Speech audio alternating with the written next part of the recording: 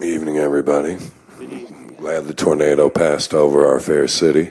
I've got to admit, I watched some clouds swirl in my neighborhood nervously for a little bit, so just glad everybody in our city made it through it safely. I do want to note Kristi Noem, as we've noted, has visited our city. I'm sure no one was really happy to welcome her, but she made a rather ignorant statement today under testimony with Congress that she isn't sure where habeas corpus lies in terms of who's in control of that, and she thinks it's under the president's authority.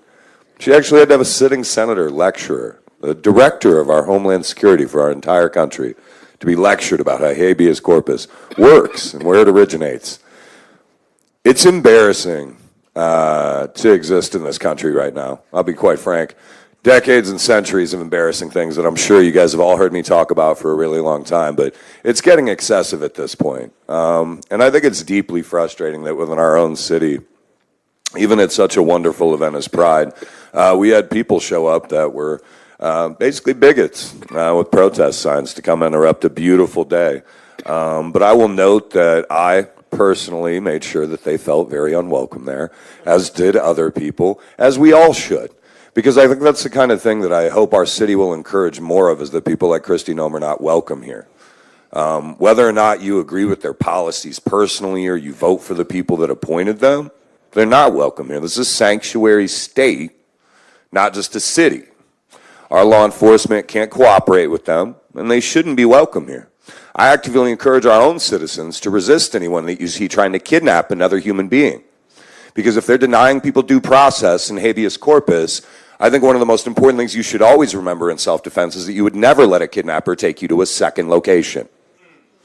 And that's the scary part. That's where we are now at this point. And I think it worries probably our own police chief. Because if our citizens are worried that they're not going to get in front of a judge, or they're not going to be charged, why would I let anyone put the cuffs on me?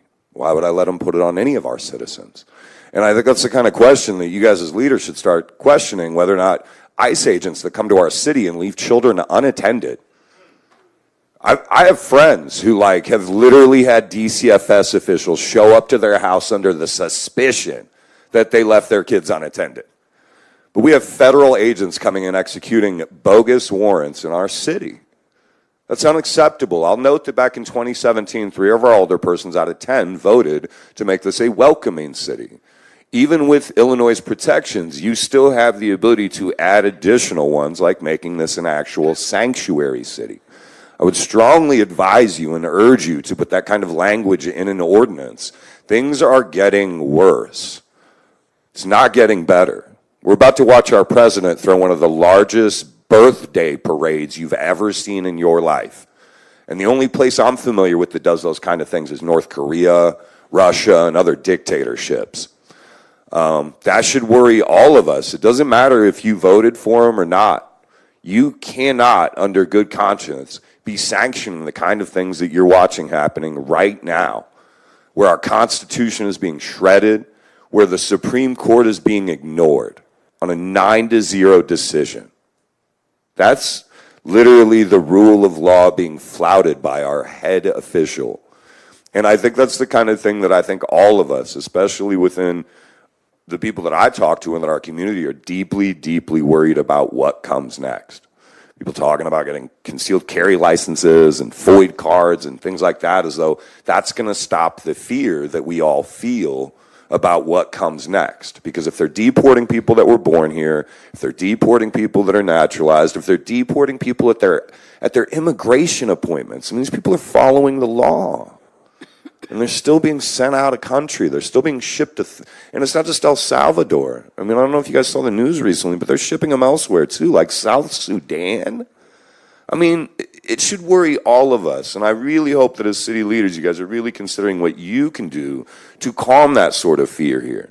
Because it's very palpable amongst the people in this community.